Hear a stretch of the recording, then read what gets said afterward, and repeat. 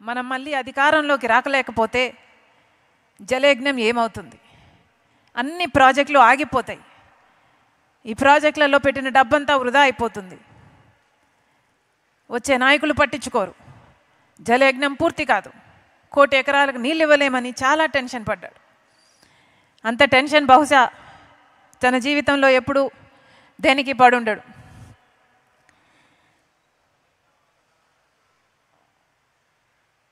అంతేకాదు, నాన్న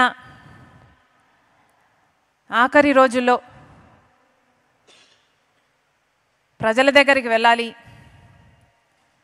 ఎందుకంటే ప్రజలు ఒక అవకాశం ఇచ్చారు. ఆ ప్రజలకు మనం రుణపడి ఉండాం అన్న భావన నాన్నలో చాలా ఉండేది.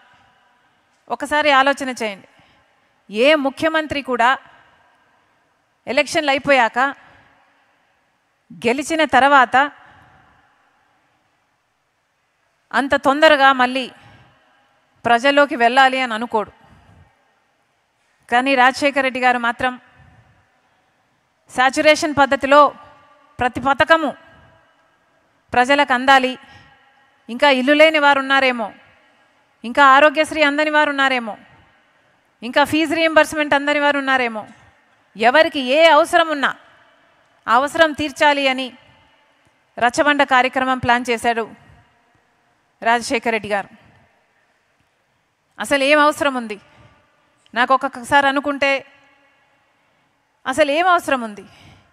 ముఖ్యమంత్రిగా 5 సంవత్సరాలు పనిచేశాడు.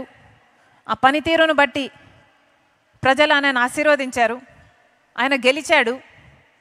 గెలిచాక మళ్ళీ ప్రజలు అని ఉరుక్కుంటూ వెళ్ళాల్సిన అవసరం ఏముంది?